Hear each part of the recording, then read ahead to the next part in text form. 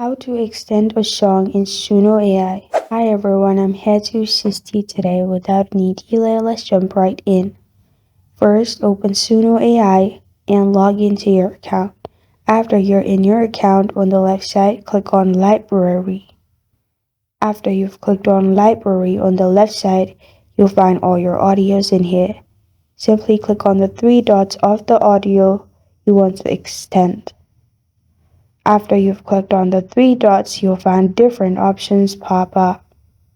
Here, click on Remake/Edit, and then click on Extend. After you've selected Extend, it will lead you to this page.